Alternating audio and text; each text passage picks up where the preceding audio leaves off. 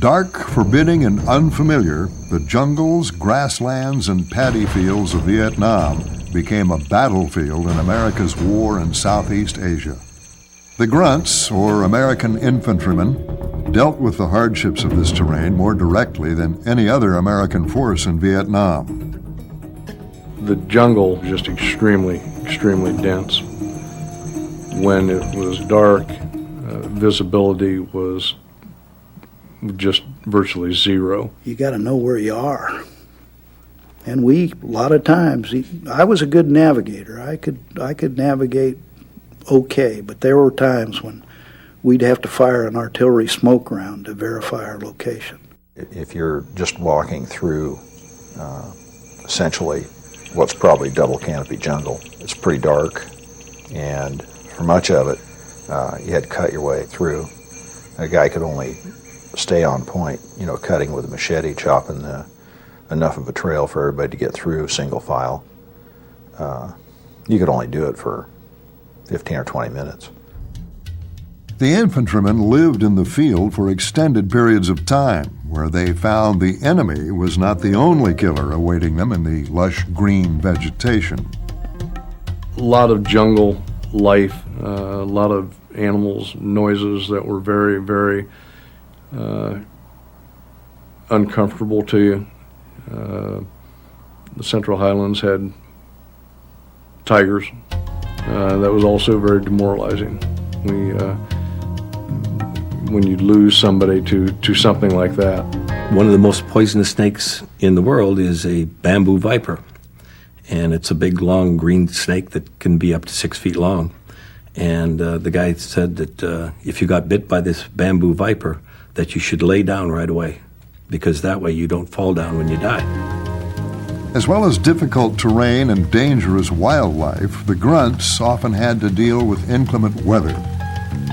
When it rained, it got really slippery, slide and fall. There was a lot of water in Vietnam, a lot of streams and stuff like that, and we were fording them all the time. And you'd get up to as much as chest high, but as soon as you got through the water, you virtually had to take your clothes off and rip the leeches off. We would have 2 seasons, a wet season and a dry season. And during the wet season, You're just wet all the time. It was pretty much constant rain. And Vietnam was affected by 2 different monsoons. One that came out of India, and then you had another season that was affected by the Pacific. The foot soldiers were central to the American war effort in Vietnam. The struggle for the ground became the Grunts' War.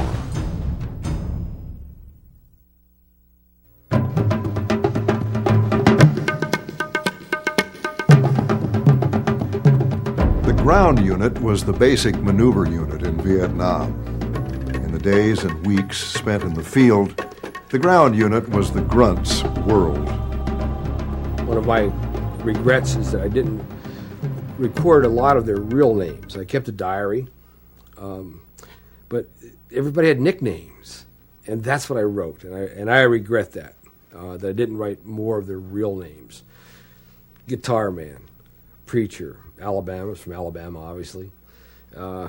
Cherry, who became a very good friend of mine, Shotgun, Coco, Bambi, Yoshi, just a myriad of great names, but I unfortunately did not record the real names with it. I wish I would have done that. Helicopters offered the infantry far-ranging movement and almost continuous supply. However, helicopters weren't always available to ground forces, so at times the Grunt literally carried the American war effort on his back. Said you need to carry 500 rounds of ammunition, you're going to carry the gun, you're going to carry 2 claymores, you're going to carry 4 pounds of C4, you're going to have 4 grenades, and you're also going to carry your food. Or you don't have to carry your food, we don't care. You don't have to carry any water if you don't want to, that's fine too. But most people carry a gallon of water or so because we don't get resupplied that much with fresh water. So it ended up, by the time we put all that stuff on, I had to have at least 120 or 30 pounds on my back, along with that gun. From the line company, what I remember is being really tired all the time. So tired I didn't think I could take another step. I mean, every step I took felt like that. And then at night, trying to sleep, you divide up guard duty between however many people you have in the squad. If you're fat and you got like 6 guys or 7, then you get to sleep for 6 hours at a time or 5 hours at a time. But if there's only 4 of you, then you're up twice during the night sometimes, pulling guard for an hour. So, and if you're kind of depending on where you are and what you're doing, but if you're out in the field and you're in 2-man holes, then you're basically up every other hour all night. So I mostly remember feeling like everything I did, whether it was walking or digging a hole or anything else, was just about the last reserve of energy I had. It's a hard life. I was tired to the point where all I was thinking about was my responsibility to my squad and killing the enemy. And I was angry all the time.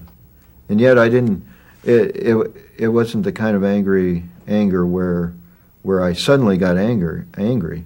I was just grouchy all the time. I didn't even know it. I didn't even know how it was coming across. But it was just a very bitter feeling, like I couldn't wait to get in the next firefight to get some revenge. I think anger makes you function. Instead of showing fear, you show anger. And you tend to fight back. The day-to-day routine while I was with both infantry companies was really very, very similar. Get up in the morning, what you do is you get out some C rations, or whatever you wanted to eat, and mainly that's what it was C rations. And you eat something, you hang around for a while, wait for whatever we waited for. We'd get orders, and then we'd get up, maybe move over here, move over there. Sometimes we'd go 10 feet, sometimes we'd go a couple miles. A lot of it was boredom. Just a lot of patrolling, carrying your rucksack, maybe the radio, maybe the gun, the machine gun. A lot of hard work, sweat, and occasionally something would happen. And that would be the shock. After the boredom for a certain amount of time, you could get lulled into a false sense of security. Any type of mission that you went on that was going to, of course, all of them always had the opportunity to turn into two combat missions, whether they be us as the aggressor and initiating the ambush, or whether we were victims of the ambush. A lot of times our people would be surprised, and usually you set up in an L-shaped ambush, and there was a lot of times that one 2VC jump out of the woods and just empty their weapons up and down a line like so, and wipe out 3 or 4 people and wound the rest. And it happened all the time. You're really weak at that time when you're just setting up and not ready, and that's when they'd hit. Once you're engaged, if you know what you're doing and you've got a little bit of experience behind you, you don't stop and think about it. It's pretty much you're on a automatic mode, or you should be anyway. You know what you're doing, what you should be doing, and you just kind of operate that way. If you have to stop and think, it's like self-defense. You have to stop and think what to do. It's probably too late, so you have to react and respond according to your training. I read in stories and something about the taste of fear. It's true. It's a copper taste. We had a new lieutenant that was fresh in country, and we had dug in. We were set up for the night. We were going to stay there for a couple of days, and we got probed. He calls a fire mission in, gave him bad coordinates. Stuff is going off over my head. chunks of metal are hitting into the bunker that we dug and fill these sandbags. People would go nuts in the middle of the night, fire off a bunch of rounds, trigger off claymores, throw grenades. Nothing to be out there. It's just fear. We got set up, and the squad leader said that, if anything did happen, nobody shoots until he blows the claymores. I was pretty scared, but I didn't really expect anything. And about midnight, 1 o'clock, well, I looked up and it looked like 2 or 3 flashlights out in front of us about, 45, 50 feet. Then all of a sudden, this explosion went off that was so loud, I couldn't hear anything. And then there was leaves and dust and dirt flying everywhere. And I heard the M60 open up. And then I heard the rifles open up. And so I fired off a magazine. And then one of the guys next to me, I fired one magazine and managed to get reloaded. And I couldn't see anything. I couldn't hear anything. When you are actually in contact, or what we refer to as in contact, it is utter chaos. It is absolutely total chaos. The sound is just overwhelming. You're getting the sound from not only your own weapon systems, but also the enemy's weapon systems.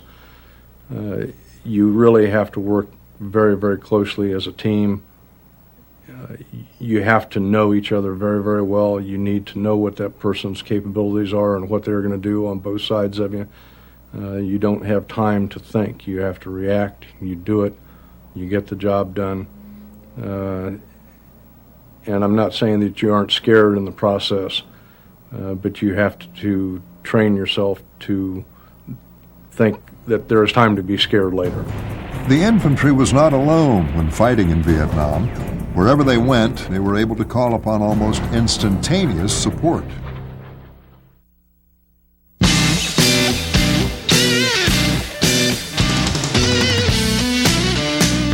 There was a variety of support available to infantry in Vietnam.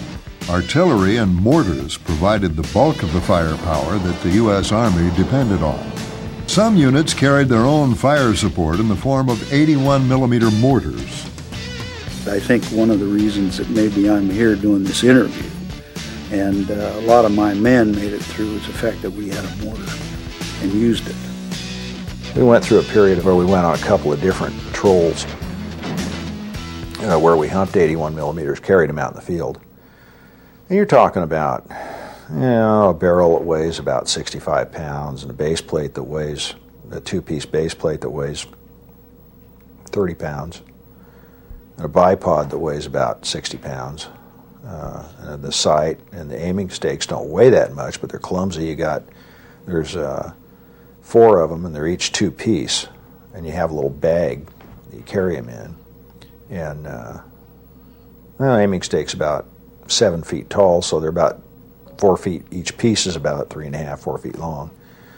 So you're packing them. The squad leader packs the aiming stakes and the sight in a case. And then crews packing, your ammo bearers and stuff are packing the various parts of the gun. And you got everybody in the company packing 3 mortar rounds, and they all hate you.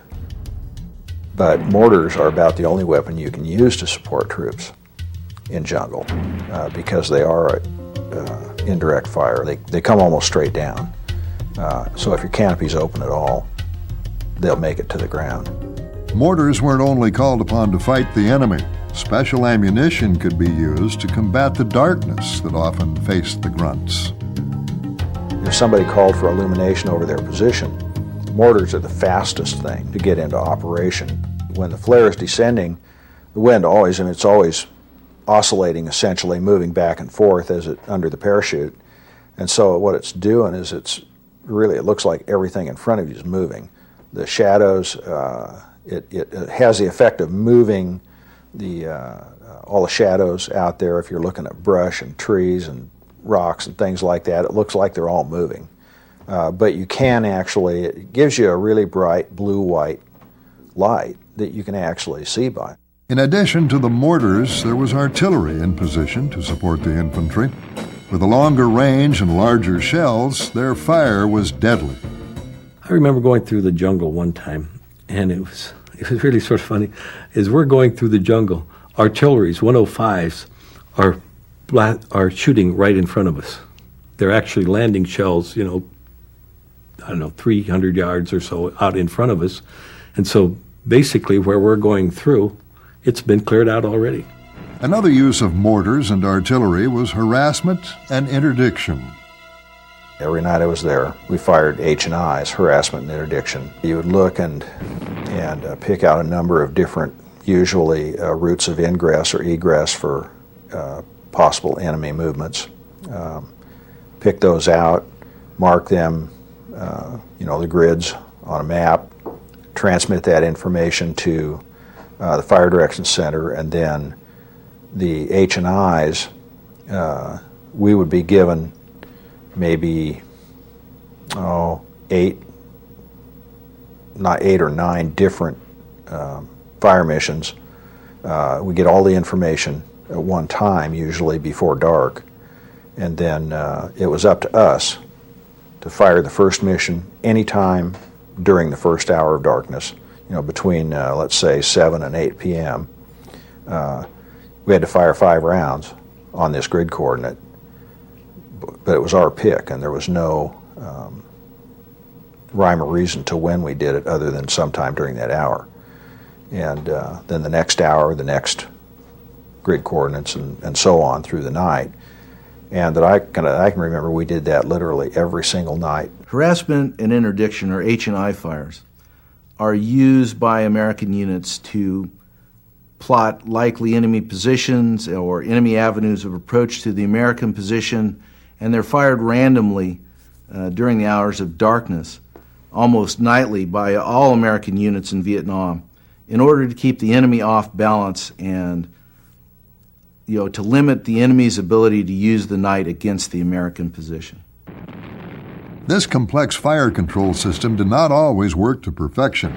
With so much power unleashed, sooner or later, accidents would happen. I can remember being in the field at times, and there were units in the field we were never told that they were in the field, what they were doing. They were reporting on troop movements, their U.S. troop movements. There were instances where guys were calling artillery in on U.S. units because they didn't know there were U.S. units in that area. So friendly fire wasn't a lot about mistakes and coordinates. It was mistakes and people not knowing who was out in the field. Also important, and certainly more spectacular, was the support provided by armed helicopters and close air support. Armed helicopters were often the first to respond. However, nothing was more impressive to the men on the ground than the close air support. You can hear them coming. They're a really loud, ear-splitting, jet noise. And we saw a lot of them pretty close, really. Within, I'm guessing, a couple thousand meters. They come in, drop bombs, 200 or 500 pounders, and you hear the real sharp slashing kind of a sound. And then they drop the bombs and pull up, and the sound kind of gets softer, and then the bomb goes off, and they're unbelievably loud. Movies and stuff don't do justice to the kind of noises those things make. My impression of TAC Air was that it was pretty effective. If you actually had a target, look out, because there's not going to be much left of it. Fire support wasn't always available to the infantry. At these times, the unit in trouble had to call on other American units for help. All of a sudden we got hit from, seems like, all sides. And we didn't have any heavy support. There was another outfit there, another American outfit close to the area. They came in with some tanks and actually saved our bacon. But several guys were wounded in the company I was in, but luckily nobody got killed. In Vietnam, tanks and armored vehicles offered invaluable and surprisingly effective support to infantry units.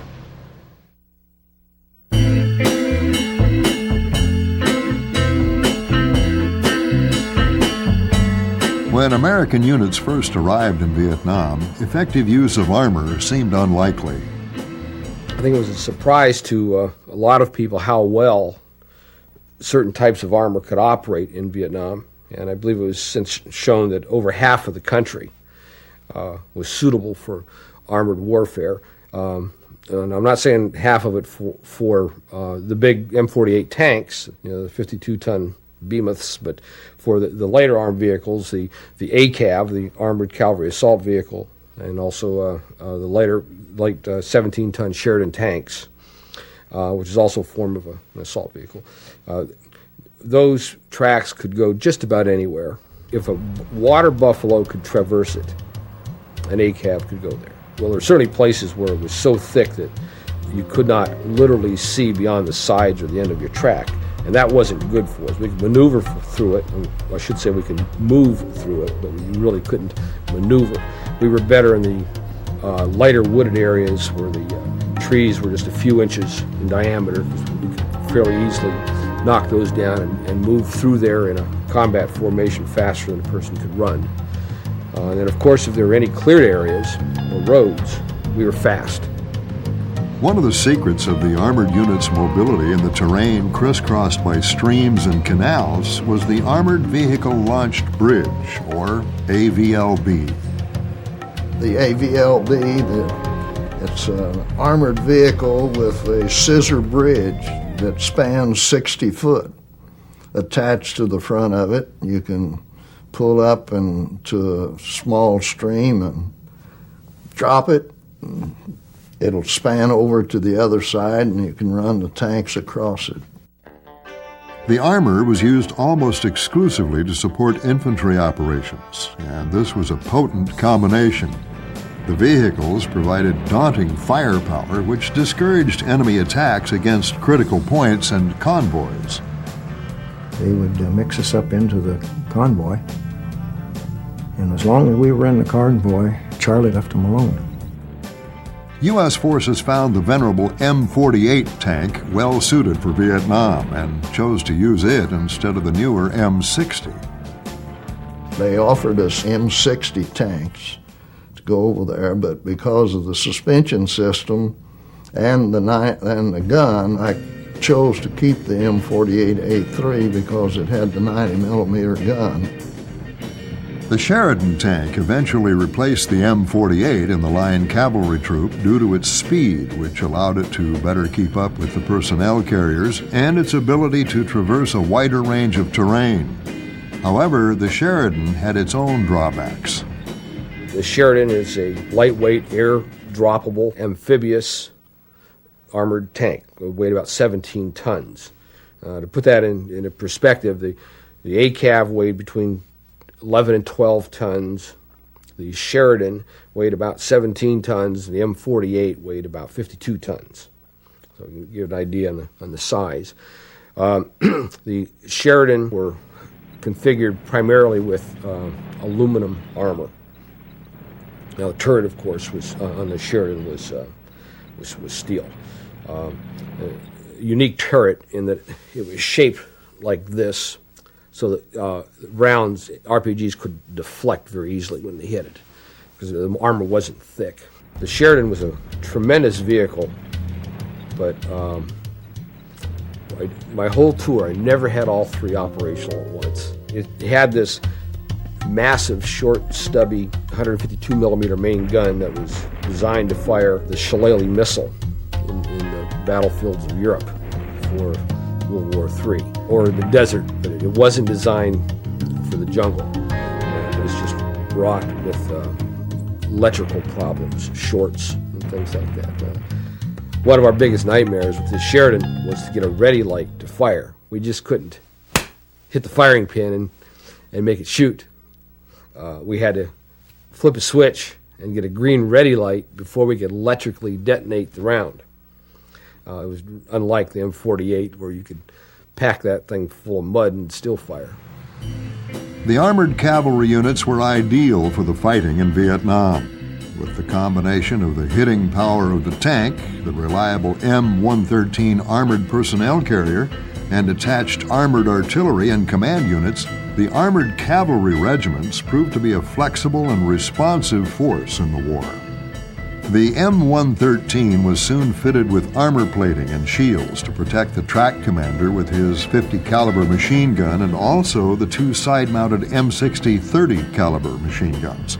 This modification became known as the ACAV, for Armored Cavalry Vehicle. Infantry mounted on ACAVs could move rapidly through the brush, virtually immune to small arms fire, while laying down heavy suppressive fire.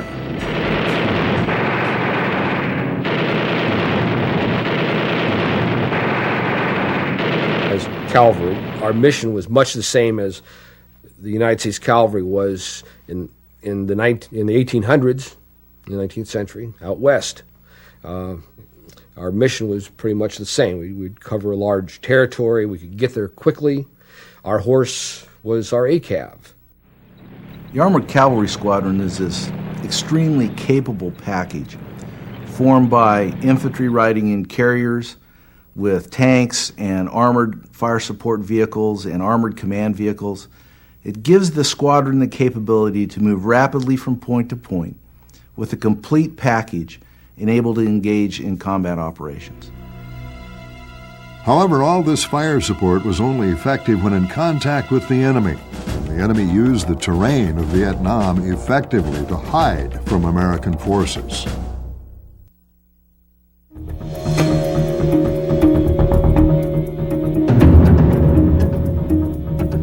Finding the enemy was the job of the Long-Range Reconnaissance Patrols, or LRRPs, who were covertly inserted by helicopter behind enemy lines, where stealth, concealment, and caution were their ally in a deadly game of cat and mouse.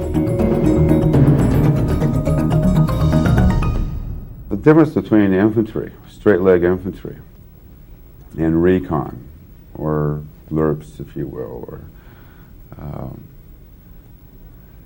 your job was literally to go out and hunt other men down. We would go in and see who was in there, see what they were doing, what kind of weapons they had, what was the army, what was the strength of the unit, what the morale was. You know, you look for stuff like if they were leaving, which they never did, leave equipment behind. Bunker systems, footprints, smells, sounds,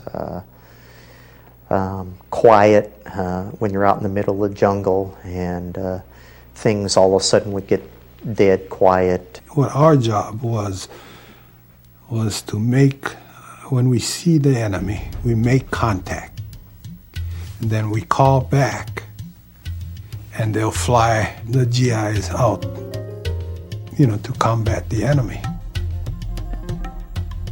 A normal infantry line company of the LZ would be prepped with Cobra gunships and maybe even artillery, and then they'd move in. Well, we basically went in hot. And what we would do is the day before, the team leader and maybe the assistant team leader would do an overflight of our AO, which is our area of operations. And they would pick a place where we were going to be picked up and then a place where we were going to be dropped off. And then we would be briefed on what we were going to do, if it was a trail watch, ambush mission, or a censoring device monitoring. And then we would get in the choppers. There'd be a couple of, I guess you call them fathom choppers that would go up that would, we'd do some false insertions at first. They'd go around different areas, maybe outside the AO in that area, and do false insertions first, and then we'd get the go-ahead and we'd head in. Ahead of time, we would decide if we were all going to get out on one side or if we're going to split up in 3 on one side and 3 on the other side, depending on lots of times where we were being dropped off in the situation. We'd get there, we'd be standing on the skids, and the chopper would go in, drop us off, and take off, and then we'd go out maybe 100 yards, 200 yards away from the where we were dropped off, the LZ. We ran 6-man teams. So you had a point man, a radio man, you had somebody that took up the rear, and normally your team leader would be in between there, and your assistant team leader would also be in that line somewhere. And then your other two guys would be on the side, would have your flanks, your right and left flank. You just have to move very slowly. You move the branches out of the way very slowly. You take one foot forward very slowly, the other one at the same time. You're trying to watch in front to make sure you aren't all of a sudden opening yourself up to a huge clearing where there might be NVA sitting there or something. Normally I wore flight gloves because maybe like if you're going through bamboo or even the elephant grass, your hands would really get cut up, and of course, in a tropical type atmosphere, they can get infected and things like that. So I always wore flight gloves just to help me keep my hands from getting infected. At that time, most of the Army there didn't have camouflage. The Marines, some of them did. So we were the only units that actually had it. We had camouflage fatigues, tiger fatigues, and every once in a while we'd wear black pajamas.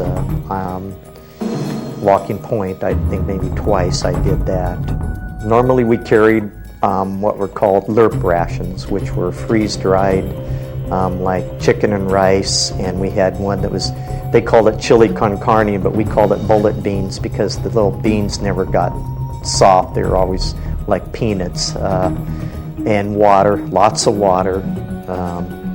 The only thing we would take in C rations is maybe the cans of fruit. We tried to not have any cans as much as possible because they made rattling noises and that kind of thing. Each LRP team had a point man who used his eyes, ears, and instincts to clear the way for the rest of the team. He walked through on missions, whether it be through trails or through the jungle, and my was to keep an eye on front, watch out for booby traps, and of course enemy soldiers, the NVA, and just more or less getting things cleared out of the way for the rest of the team to come through, whether it be elephant grass or thick triple canopy, and just move as quietly as I possibly could. Another role of the LRPs was intelligence gathering for American command.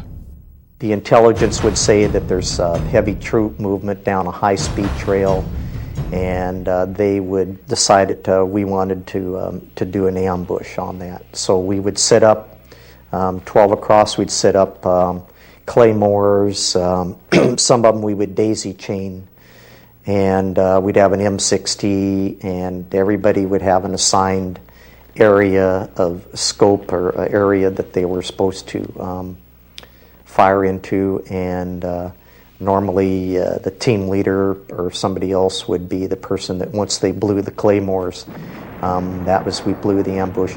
After the ambush was done, we'd have maybe one person on each end would take each end of the trail for trail watch, and then we would go in and search the bodies, go through their clothes, get maps, any kind of information we could find that they would have that would help identify where troop movements were, what kind of soldiers they were, of course, weapons. We'd take the weapons back, and then we would call in a contact and then get picked up, hopefully picked up by the choppers.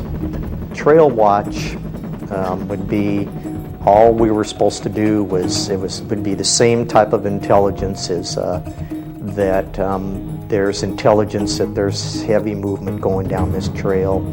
Our job would be move up, watch the trail, basically gather intelligence. Who are they? What kind of troops are they? NVA, VC, what kind of uniforms they're wearing, what kind of weapons they had, ages, if they looked fresh or looked like they'd been beaten up troops, and what direction they were going, and that kind of thing. As dangerous as LRP missions were, where they left off, Special Operations Forces picked up.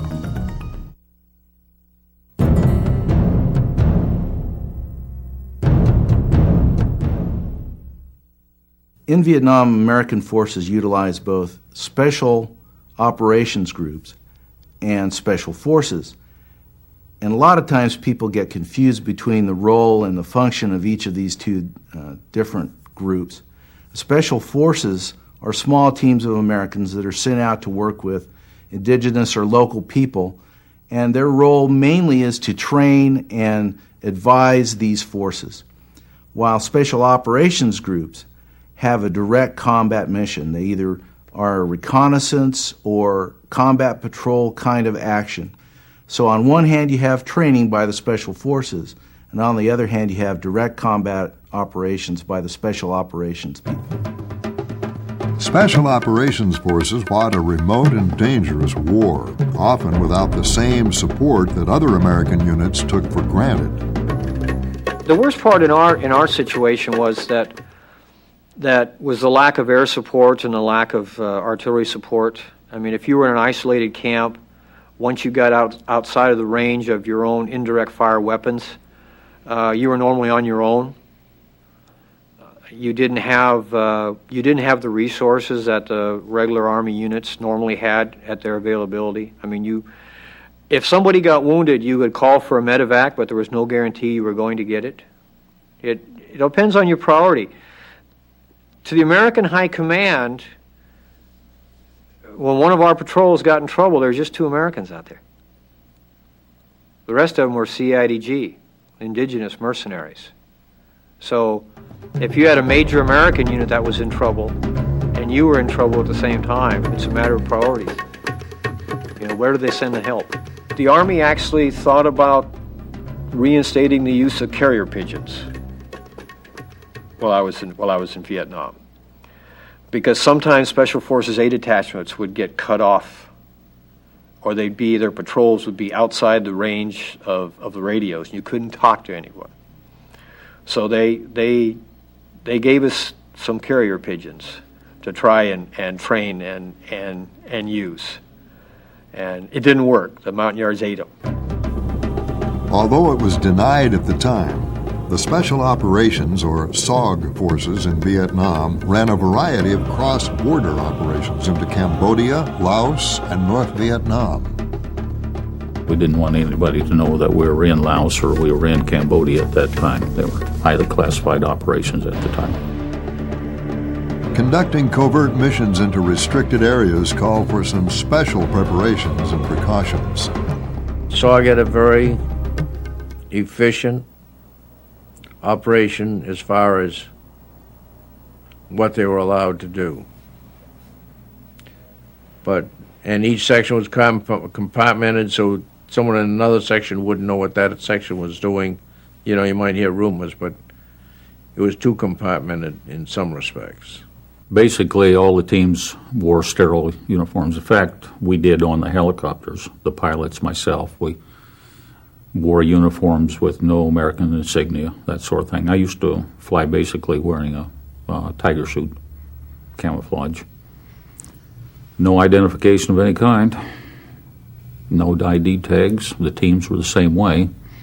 Depending on the mission and the area, they might be wearing black pajamas like the Viet Cong did, or they might be wearing North Vietnamese uniforms or whatever, or a mixture of anything like that. The recon teams consisted of 2 or maybe 3 Americans, 1 team leader, 1 radio telephone operator, commo man. And you might have anywhere from 4 to 8 indigenous types. Cambodians, Montagnards, Chinese Nungs, or in some cases Vietnamese. You never mix the two. You could put Cambodians and Montagnards together. They could work very well. The Nungs and Vietnamese get along. But you couldn't mix the Montagnards and the Vietnamese, and you couldn't mix the Cambodians and the Vietnamese. So we had basically teams that were consisted of one or the other. One mission of SOG forces was to observe and interdict traffic on the Ho Chi Minh Trail. The Ho Chi Minh Trail was a North Vietnamese resupply and reinforcement route that traveled through Cambodia and Laos into South Vietnam. Another special war effort was conducted by the Army Special Forces, the Green Berets. Primary mission for Special Forces is unconventional warfare, and that breaks down into guerrilla warfare, escape and evasion, sabotage, and that sort of thing. Integrated PSYOPs in it also. But your basic mission is to go behind enemy lines and raise and train and support and employ a guerrilla army. Any Special Forces A team, 12-man team, should be capable, is, on paper at least, raising a 1,500-man army.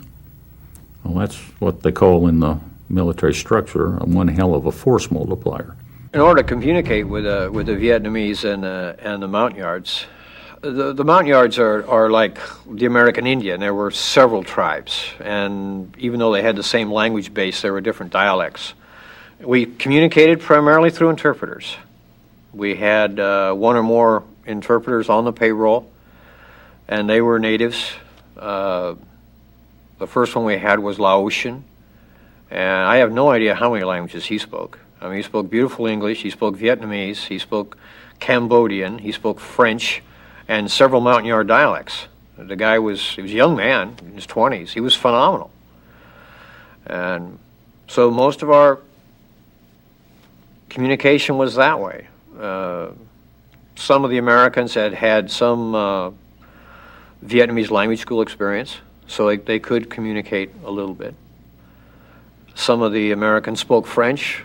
So a lot of the Vietnamese officers had some French because it'd been a French colony, and they'd been taught, if they'd gone to a Catholic school, they had learned French as a second language. So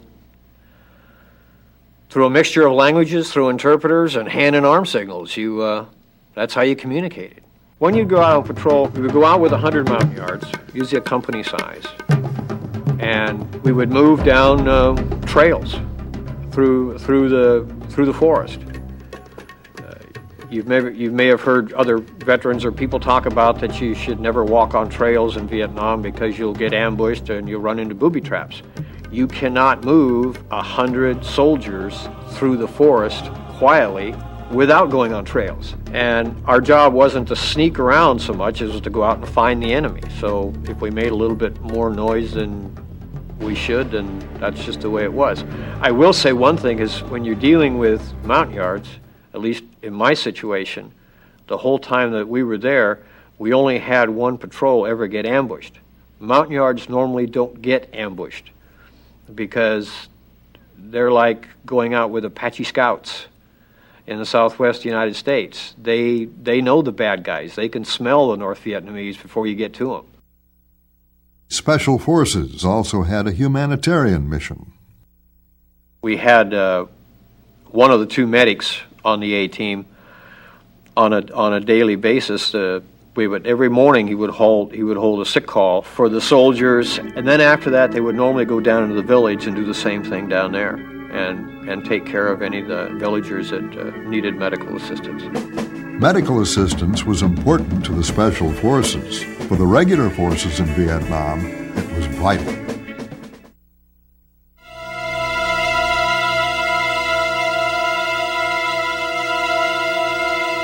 The combat medic, or doc, was everyone's friend in a jam. The medics were highly thought of in the field because the infantrymen really knew that when the chips were down, that's the person, that's the individual that's going to be your first line of defense from dying. Some of these men objected to war, but served in this medical capacity as conscientious objectors.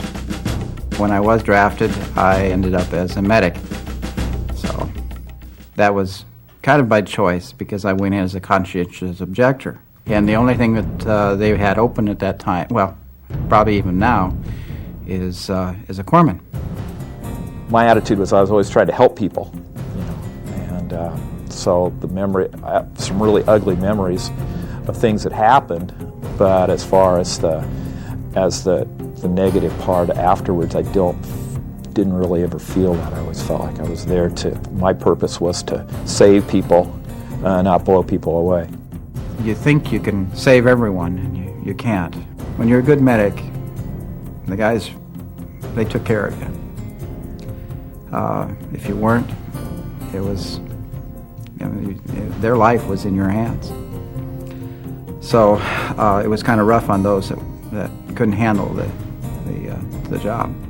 North Vietnamese, or the local guerrillas in the area, they knew the value of medics and commanding officers, radiomen, and they didn't hold to like Geneva Convention and give them any leeway. In fact, they became targets.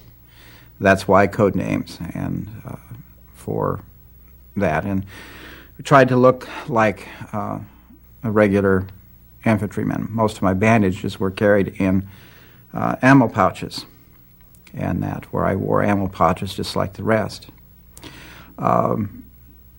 It was a matter of concern by some of the men that I didn't carry a weapon because, say, I'm working on them and the enemy comes around the corner. How can I defend him? What would I do? I wondered at times what I would do or wish I could do. That, fortunately, never happened. Doc had to be ready to respond to every crisis. All varieties of wounds, from scrapes and minor to legs being blown off, sucking chest wounds, type of wounds, and like I say, booby traps were the worst because it was just scattered. The medic wasn't alone. The men around him did whatever possible to help save their fellow soldiers. I had a lot of help. I had the normal guys. It was their buddies too, and they'd be there to say, "What can I do?" When there was, whether it be gunshot wound, whether it be a booby trap, whether it be carrying them, transporting them to the helicopter. I had a lot of help. When everything settles down and you have to walk back by all of your friends in your company, they know you know exactly what happened, that you know the condition. And it's like going up to a family member and telling them that they're not making it, or they made it, or whatever. It just became very emotionally stressful that way. But on the other hand, they knew you cared, they knew I cared, and there was a family out there. We looked after each other. When the wounded could be evacuated, backing up the medic on the ground was the best military medical system ever fielded in the history of armed conflict. Often in the field with the infantry were the battalion surgeons. These doctors could often make the difference between life and death for a GI in the heat of battle.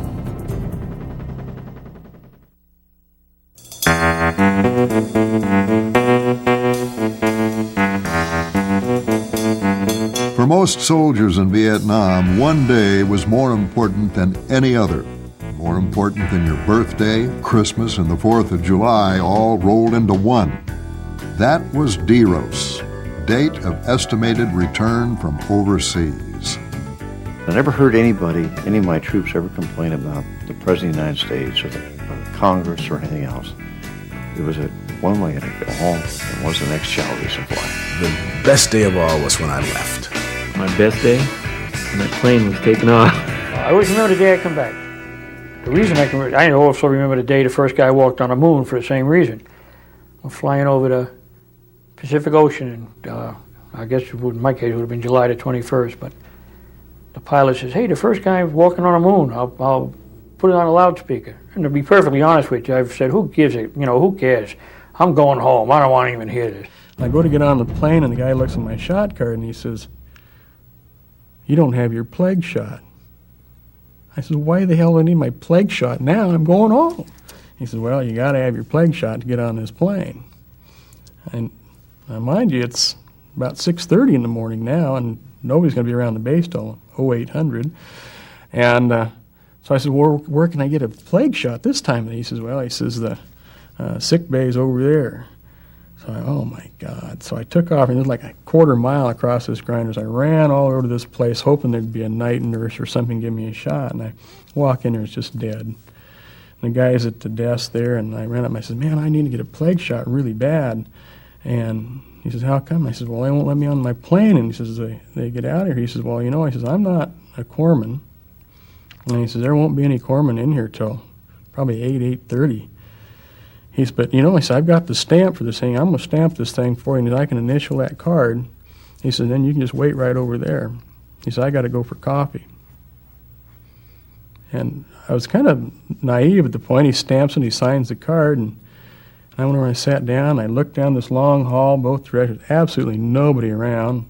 I looked at the card again, and the light went on because he had left, so he wouldn't know anything about it. So I took off back to the plane, and I was the last one to get on there. It was nice to be airborne, I'll tell you. To the soldiers in Vietnam, the aircraft that flew people home from Vietnam, the civilian airliners, were known as Freedom Birds. And while you were in the country, you could see these aircraft coming and going from the different places. And they became symbols to us on the ground that we could get through this, that we could go home from this experience and go on with our lives. Some had regrets, a feeling of unfinished business or guilt that they were leaving their unit that needed them. It was a very, very hard thing to do, a terribly hard thing to do. Again, I mentioned the closeness and the camaraderie. You felt like you were leaving, walking out on guys that you ought to be staying there with. You knew that you had done your job, and you knew that you had met your obligation, but still in the back of your mind, you had to have some guilt. You weren't human if you didn't feel guilty about leaving your fellow soldier behind.